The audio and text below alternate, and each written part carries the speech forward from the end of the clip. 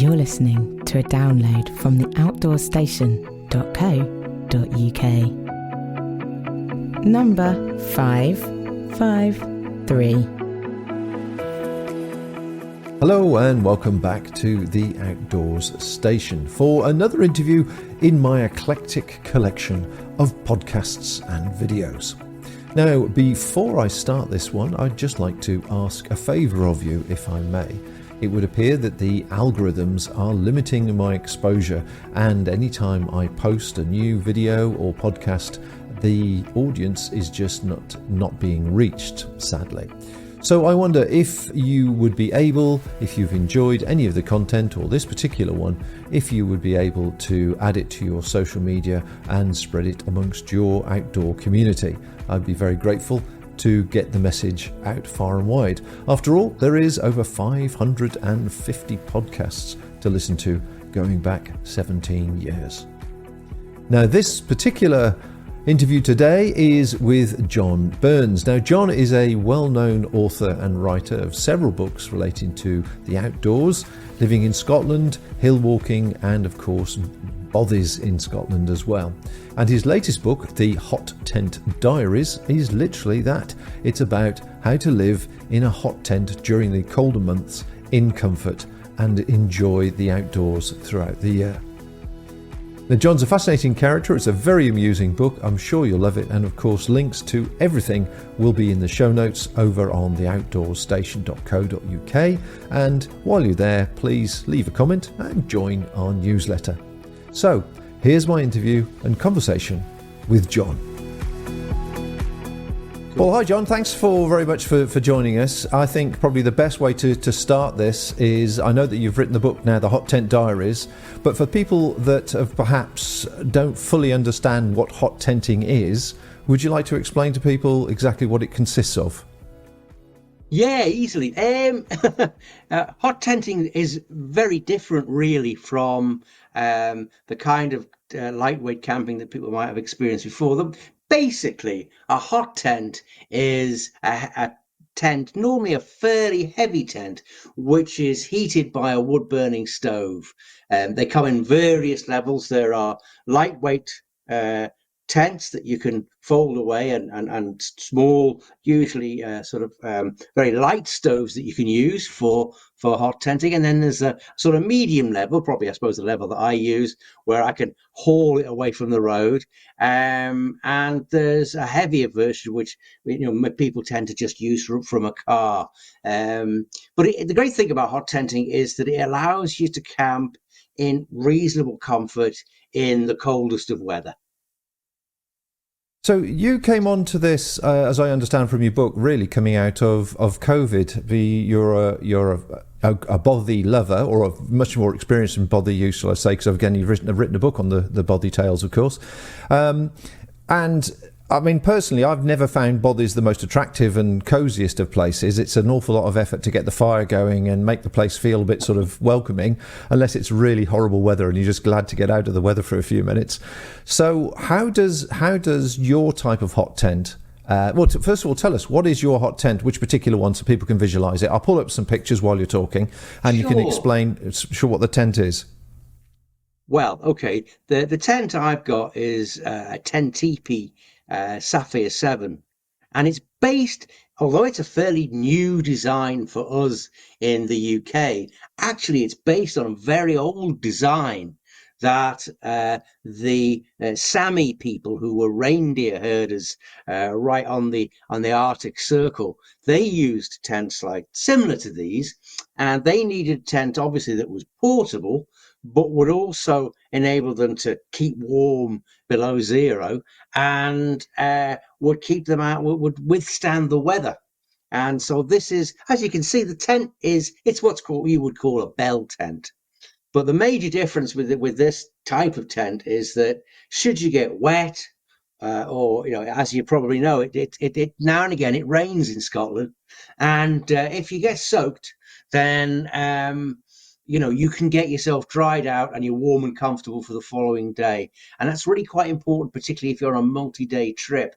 So the tent is it's a single skin, which normally with a nylon tent means you're probably going to get wet, to be honest.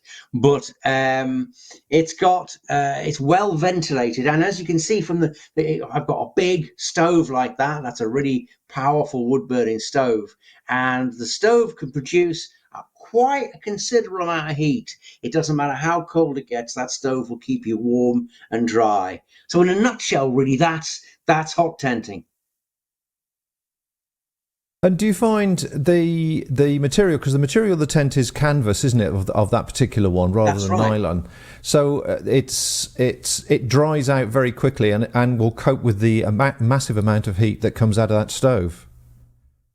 That's right. The canvas for that particular tent is treated, so what you find is it's breathable, but in a sense, it doesn't really get wet. I know it sounds a strange idea, but what I'm trying to sort of convey is that any water that falls on any rain or any condensation, there's very little of that really, just sits on the surface of the material. So I live in a little flat, to be honest, although it's a masonette, so I've got stairs. So if it gets wet, I just drape it over the stairs, and actually the tent dries out overnight. So it's pretty waterproof from that point of view, and not too heavy or difficult to dry out. Okay, well, we've got some video clips which I've taken from your YouTube channel, which I'm going to play now, which will show, hopefully, you putting the tent up in some pretty ropey conditions, in all fairness. I think, But it's Scotland, you know. yeah. Well, as you say, I gather it does rain occasionally. So I think perhaps you could just talk us through the experience of. I mean, everybody puts a tent up in bad weather. Obviously, a tent which is of the size and weight that you're talking about, we'll see in the video you actually putting it into the cart, dragging it across some boards, and getting it to your location to put up, and then obviously putting it up in a good hoolie. But at the very end of it, which is a fairly short period of time, you're actually quite toasty and warm. So, Yeah. talk us through the practicalities of this. Okay, well, this is us arriving in the Highlands. As you can see, it's the weather's lovely. It's quite windy and it's very wet. And this particular campsite, you cross this wee river here, and then you head off across this. I have to say, at times, fairly intimidating boardwalk. It doesn't look too bad there, but if you get caught in a high wind, and the reason for the boardwalk really is that the area that we're walking over is actually very, very prone to flooding. This is not far from Achnasheen, if anyone knows Achnasheen in the Highlands, and so the river can rise and absolutely flood that area. So where we're walking now, you could quite easily, to be honest, be walking over a couple of feet of water. The lock that you can just about see takes over that area. Now, this is me constructing or putting up my tent. The great thing about any bell tent is that it's really simple to put up. The difference with this tent, what you do is you peg out the skirt of the tent. That's what I've done there. And then it really is very easy to erect because it's one pole, just one pole. And as soon as you locate that pole in the center, then the tent is up to a degree and gives you some shelter. There, I'm probably struggling to find a hole in the middle of the moment there, and we might be able to see if we look up. Well, we can't really see it, but there are ventilation channels around the base of the tent, and it has a best way to describe it really is a kind of conical hat, and that ventilates the tent. That's me constructed the stove. As you can see, it's a pretty substantial piece of kit, and it needs to be in a way, really. And that again, that's actually very easy to put up. It just folds up, and then the chimney goes through the top of the tent, which is what I'm doing there. And you can see there's the vents at the top. That's the chimney in place. And there I am just lighting the fire. Now, the great advantage, you mentioned bothies, but the great advantage of a hot tent over a bothy is that it warms up in about 5 minutes. Right. What, I mean, there's obviously a fair amount of expense involved in this, and we'll come on to that towards the end, because I'm sure people that are wanting to consider this as an option will probably take a gasp initially at the figures. But as you quite rightly say in your book, when you compare it to camper van life, if that's a sort of luxury that people want, it actually is quite affordable by comparison. It's more a case, I think I'd like you to tell us how it feels when you've got to a place where you're on your own. Obviously, you took friends with you on that particular video. But when you're on your own and you've got your comfort, what makes it really comfortable for you? I see pictures of there of sheepskin rugs and all sorts of things. That's right. So describe what you've put in your cart. You've obviously got your tent, you've got your stove, presumably you've got fuel, some sort of food. Just talk us through what that lifestyle feels like when you're sort of ensconced and sitting there and everything is right with the world. Okay, well, you see, I always think any fool can be uncomfortable. It takes real skill to sit there in luxury. And so what I carry, and I shift stuff around in the garden cart that you saw me using there, because that allows me to get some distance from the road.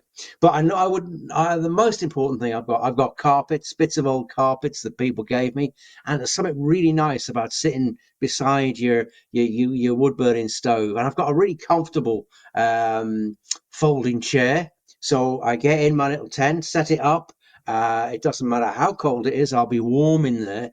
And what I really like to do, to be honest, is I'm a great lover of old-fashioned style paraffin lamps. And what it's difficult to describe is that I always find the tent actually very atmospheric. It's a canvas tent. It's an old style tent. It almost feels as though, Shackleton or Scott could turn up at any moment, knock the snow off their boots and come in and join you. And to be honest, if they did that, they probably wouldn't feel out of place.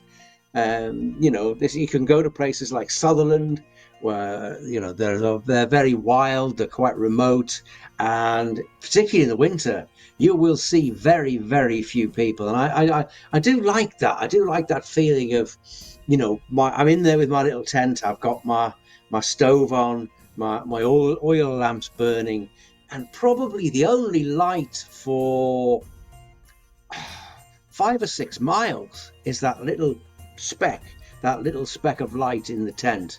And so it gives me a really unique feeling, I think. And the great thing, obviously, also is that I feel pretty secure in that tent. There's not much going to happen to that tent. That's it. I've got the vents open at the top there. You can see not much is going to shift that thing. The conical shape is a really good shape for shrugging off the wind. It's a bit like a boxer. It rolls with the punches. And so it very hard for the wind to get hold of it, because there's no flat. If you have a flat-sided tent or one that's fairly high, it's going to get hit by the wind, whereas that tent isn't. So I think there's I don't know. I think it feels a very unique experience out there in what is a pretty unique tent in a way, really. So once you've established your camp, I mean, one question I'm sure a lot of people will be wondering is, here you are in the wilds of Scotland in some magnificent location like that.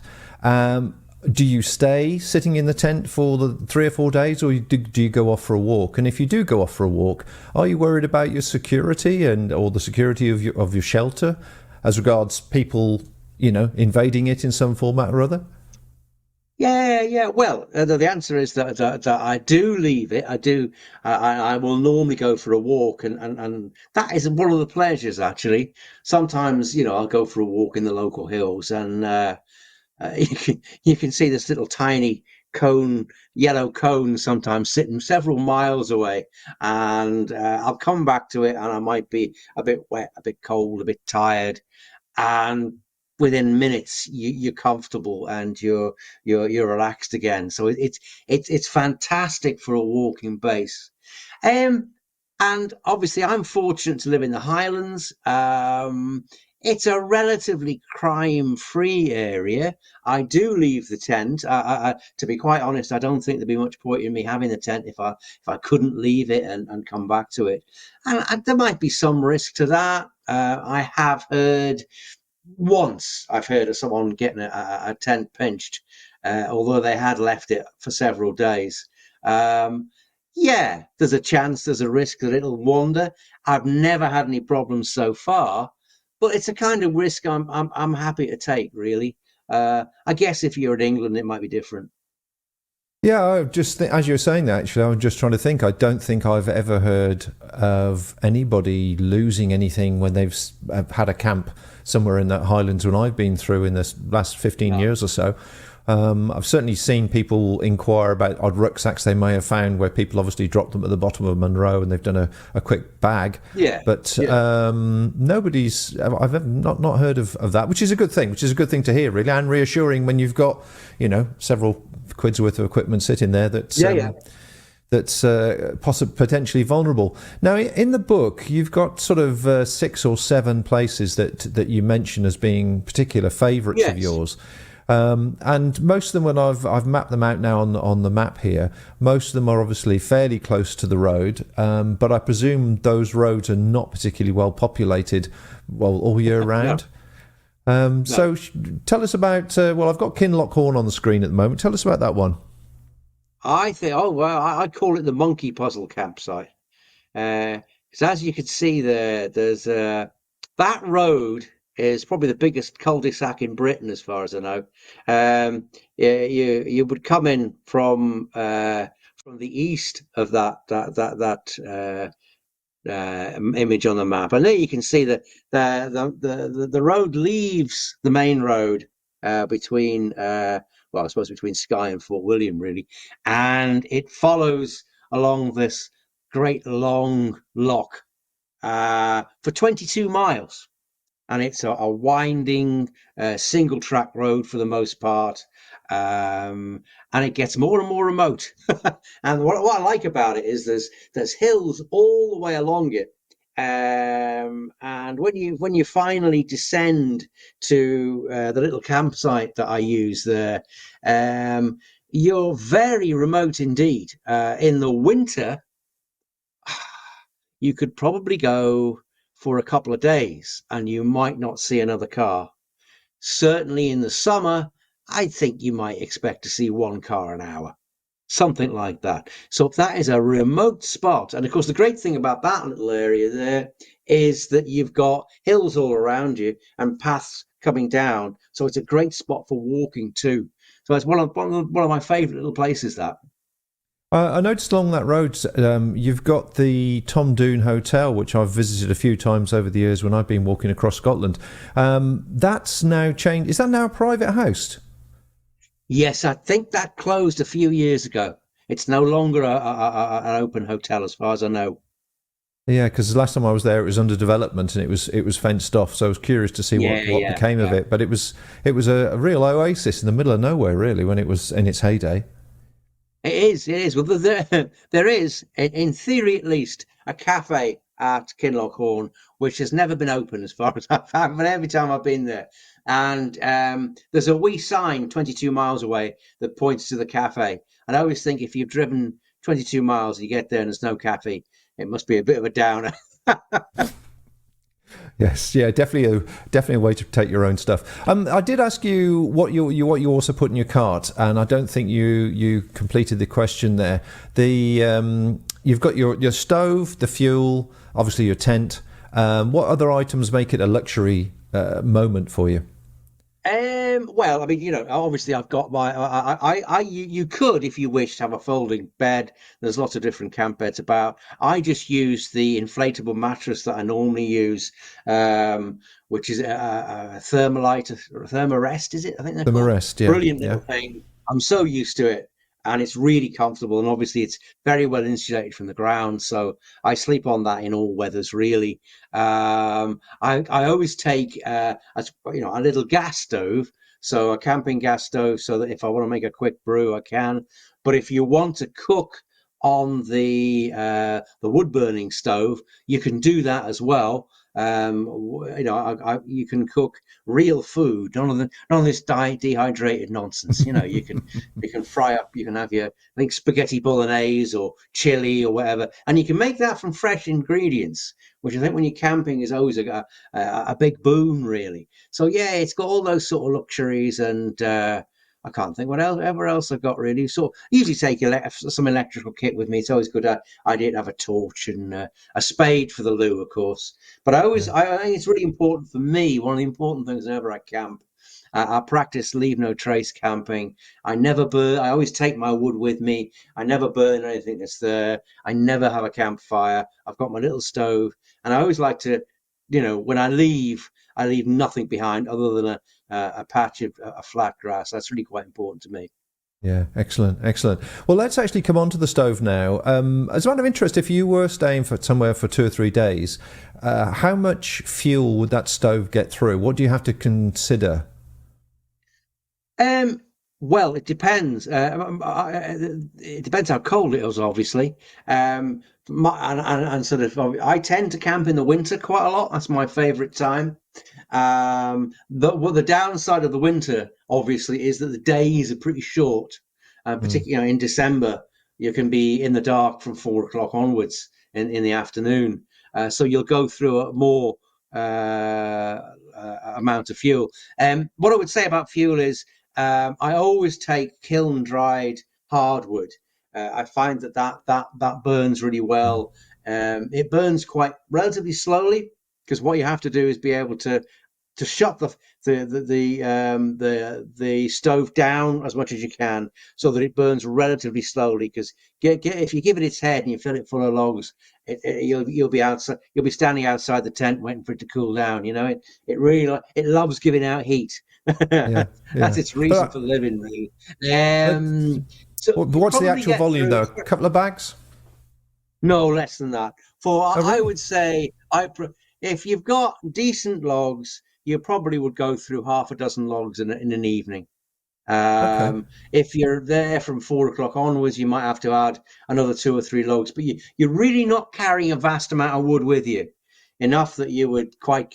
So I suppose there's the sort of bags of wood logs that you're likely to see in a supermarket that are kiln dried hardwood. Probably, I would take maybe half of one of those, and that'll easily last me 2 days. And do you keep the stove in all night long? No, you probably could do that. I can't see the point personally, because I tend to take in the winter. Obviously, I've got a pretty good sleeping bag, so I put my woolly hat on and my fleecy pajamas, and get in the sleeping bag with my teddy bear, and I'm very, I get myself all covered over, and the stove will burn itself out after about an hour and a half if you just leave it. Yeah. And I find, to be honest, I'm warm enough in my bag. I don't try and keep the stove on all night. In order to keep the stove on all night, you'd have to have it running so slowly that the amount of heat it gave out would probably wouldn't keep you warm. I'm probably completely. There probably are ways of running it all night if you want to, but I can't see the point. And the great thing, obviously, is if I get up in the morning and it's below zero or whatever, and I'm feeling a bit shivery, I can light the stove again. It's lit. It's up to operating temperature in less than 5 minutes, and you'll be Okay. warm.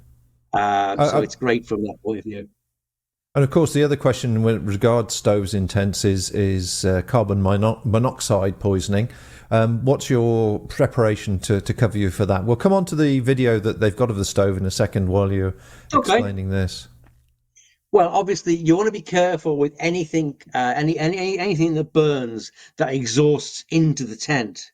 And obviously, the thing about the stove is that the stove actually exhausts out of the tent. The carbon monoxide that it undoubtedly produces is chucked out above you, so it's actually not an issue. I have, on occasion, when it's not been very cold at all, I've heated the tent with two paraffin lamps. Now you can do that, and I've also taken with me, obviously, a carbon monoxide detector. But even so, to be honest, even when I've had the tent completely closed down. I've not used the wood burning stove. I've just used the 2 oil lamps with the carbon monoxide detector sitting there. It's never gone off. So it Right, doesn't right. seem, you do need to be careful, obviously, with anything that you're burning inside a tent that produces carbon monoxide. But I've not found it to be an issue. Okay, cool. Right, well, let's just run this video then of the from the stove manufacturers from TP, and perhaps you can just sort of comment on a couple of the key features, if you would. Yeah, that's the Edfell stove.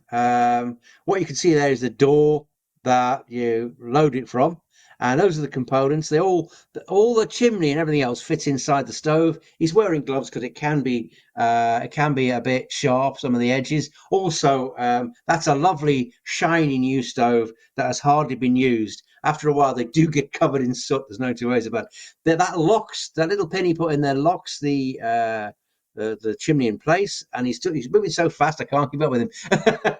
He sets it up there, and they're using a couple of poles for stability. You can do that if you wish.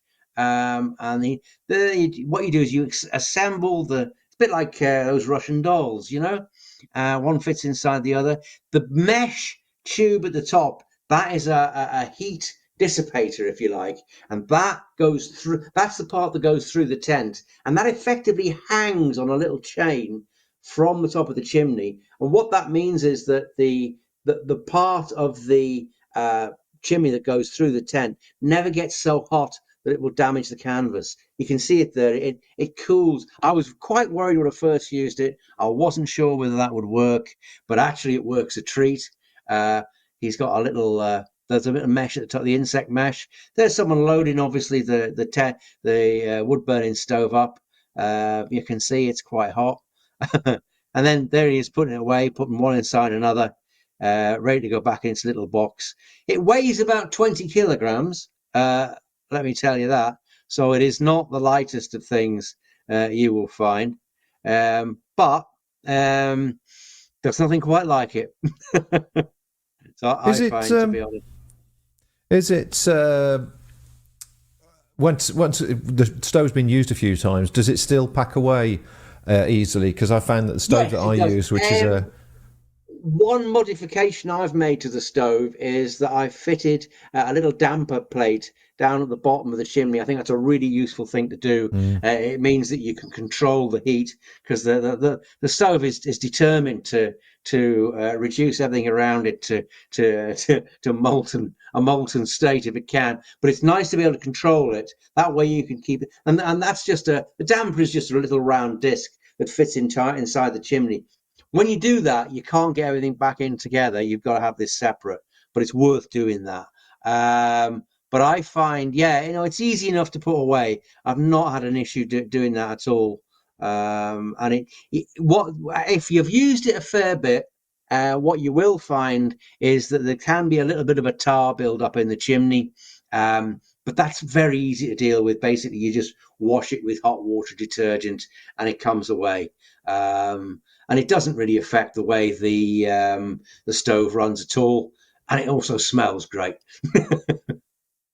Have you lost any bits? I mean, obviously, anything that takes a lot of component parts, sometimes it's very easy to leave it in the grass by accident, and it's quite an extensive setup you got there. Have you lost anything over the years? No, not at all, really. I'm very careful that I count all my pegs and all, and I have, I carry spare pegs anyway. Just I did once leave home without one of the sections of the chimney, which meant that I wasn't able to use the stove. But I'm a bit anal with that. What I have is I have a packing list on my little PC, and I print that off every time I go away, and I tick off everything that I'm packing. So surprisingly enough, actually, I don't think I've lost anything. Well, that's to be congratulated. If nothing else, I would have thought with pulling anything, on a trolley over a reasonable distance, there's an opportunity for it to fall out the box or the bag or whatever it may be. But fair play if you haven't lost anything. That's good. That's good. Right. Well, let's start frightening people now and give them an idea of how much this medium weight, this luxurious type of camping is going to cost them if they want to look at it. I've got the tent TP website here. Sure. It doesn't seem to give any prices. So do you want to give people an idea of how much it's cost your investment so far? Yeah, the setup that I've got, bearing in mind I bought this a few years ago, well, 2 or 3 years ago now, and obviously as it's showing, there's lots of different sizes. Um, it cost me it's about £2,000 for the tent now, and it's about £800 for that stove. I would say that there's a range of other types of tents available, and there are also that stove is, I suppose, fairly expensive, but you can buy smaller, less expensive stoves. And the point you made really earlier on, I sort of thought a long time before I invested that kind of money in a tent. But to be honest, it is super durable. I expect to be using that tent, if I'm still around, 20 years from now. And I may have had to reproof it, I may have had to repair it, but it's going to be still there and still just as good. And if you think about it, it's you can sit quite comfortably like that in it. And in some ways, it is like a camper van. You've got that kind of comfort. There's no showers or toilet, but apart from that, you've got pretty much everything else you could need. So you could accommodate 4 people quite comfortably in the Sapphire 7, which is the model I've got. So that's what it costs anyway.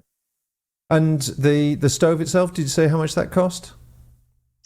Yeah, the stove. I think the tent's about 2,000. Stove's about. And last time I looked, it's about £800. But you can get stoves at about £150, which I would probably do the job. I'm not too sure about that. I think if anyone's thinking of buying the tent, I wouldn't hesitate to recommend the tent. I think it's brilliant. You can look around for different stoves. The Edfell is designed to operate in Norway, someone like that. It wouldn't bother it if it was -20, -30 outside. It has the power to do that, but it's a bit. I do sometimes think that it's maybe a little bit too powerful for the tent that I've got, but I've no experience of using other stoves, so I can't Right. really compare them. But you certainly could save a bit of money on it. On it, you get a smaller stove, and I think it would probably do the job okay. You just have to Yeah. make sure that the chimney was big enough to reach the top of your tent, obviously, because you don't want it too short. Yeah, yeah. I mean, there are obviously smaller tents and smaller Yeah. stoves, as you rightly say. I mean, these the Lux ones are definitely more that the type of weight and size that you could carry some distance.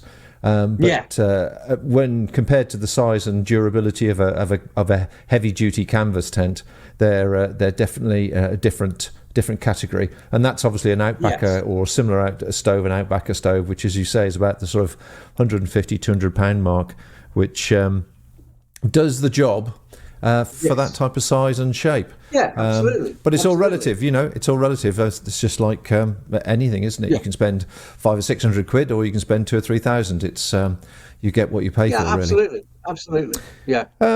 Okay, so let's come on to as soon as I can find them. Bear with me a second. It's here somewhere.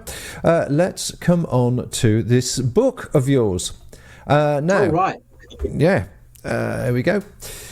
The Hot Tent Diaries. Is it available, and where will it be available, and all that sort of thing? Yeah, well, the Hot Tent Diaries, it really is. Well, if anyone's read any of my other books, Mothy Tales or The Last Hill Walker, they'll know that essentially it's full of yarns and stories and lies, really. But it's about when the pandemic kicked in and I wanted to find an alternative to the remote Highland bothies that I stayed in. I tried a number of different tents and really couldn't find one that was suitable until I discovered the 10 TP Sapphire 7. And so the book really charts that, and there's a few little stories, there's even some poetry along the way, and it tells you how I learned. And any piece of equipment you have, particularly if it's very different from what you're used to, you kind of have to learn its strengths and weaknesses. You have to learn how to use it. And the hot tent is camping. It's very, very different from a small lightweight tent. It functions very differently, and you've got to get used to that. and find out what its capabilities are. And so basically, I give some sort of tips as to the sort of stuff that I take with me. And I talk a little bit about, as you said, places to camp. And my idea really was to just give maybe, I think it's about a dozen places where you could camp that I've found that are quite good. But the joy really of any camping like that is going and finding out for yourself, exploring it for yourself. So I just give enough information really, I suppose, for people to get started. And then the trick is to work out, what layout in the tent works for you, where you like to be, what kind of camping you like to do, and really adapt it for your own needs. So the book is, as far as I know, it is the only hot tent book in the world. So it's unique. Marvellous. And that's well, as I say, your website, johnhburns.com, is one place. John D. Burns, it is. Beg your pardon. John D. Burns. Is it available Amazon and through any other wholesalers? It's available from Amazon. What I've done is it's available as a paperback book, a single paperback book. But what I've done is it's also available as an ebook, but the ebook is split into 3. So if you just want to treat it like a magazine, I suppose, you just buy a bite-sized version of the book, and if you like it, you can buy the other 2 volumes. Just wanted to make it convenient for people who are perhaps on a commute. You're sort of on a commute, or you go in somewhere and you think, I want something fairly lightweight, short to read. Well, you can buy it in 3 different sections. And it's also available, the paperback, if you're someone who likes to buy stuff from independent bookshops, then you can buy it from Fort William Bookshop, and they operate mail order. Well, that's fantastic. I think we've touched on most things that will be of interest to everybody. Is there anything that you think that we should have talked about that we haven't talked about related to the hot tent experience and obviously your book as well? I don't think so. I think it's the most important thing, I think, is to tailor make the experience to yourself and just to enjoy being out in wild places. And it's great if you've got something that makes you feel comfortable and makes you feel secure. And that's what a hot tent does for me. It's a funny thing. I've been exploring the Highlands for over 40 years, but the hot tent has taken me to places I wouldn't normally have gone to. And it's also allowed me to, I used to use bothies, but obviously there aren't bothies everywhere. There are bothies in some places. So it's enabled me to go to different places. And the great thing I like about it also is that it's fantastic as a base camp. You can go for a walk, come back down, you've got your food, you've got everything there, and it's warm and dry. You get your kit dried out, go the following day. It's fantastic for that. So it's really opened up a new way of exploring the Highlands for me. I think the only thing that I didn't ask you at the very beginning when we saw the picture of you, the video, you putting the tent up, is actually how long does it take on an average day to get it up and get yourself sorted, as it were, in tent, fire, not necessarily with the fire on, but everything erected, and you are officially camping as opposed to. It takes me about 45 minutes, but you've got to remember that's me putting my carpets in, my chair, all my food, all my luxuries. If you just wanted to set it is a very quick tent to put up. You can get the actual basic tent up in well under 5 minutes. Well under. Okay. But I've got a floor I fit in and carpets and all. Getting it to the deluxe version takes a little while, but you can do it quite quick if you just want the basic tent as a shelter. Right. You get the sideboard in and the lampshades and the flowers. TV. And exactly. It's hell getting the jacuzzi in, Well, John, thanks very much indeed for your time. I do appreciate it, and I wish you all the best with the book. Been a pleasure talking to you. Thanks very much. My thanks to John for joining me for that conversation, and as I say, his book is now available. All the links to everything we discuss in that conversation can be found over on the outdoorstation.co.uk website. And as I say, while you're there, please leave a comment and join our newsletter. The other thing I was going to ask a favour of is I noticed recently that my iTunes reviews, the last one was 2019. It would be really nice if people could spend a few moments to write, well, something nice in the review section of iTunes. So if you get a moment and you have a coffee for a second and you've enjoyed these podcasts and videos, then please write something there. I'll be very grateful. Thank you very much.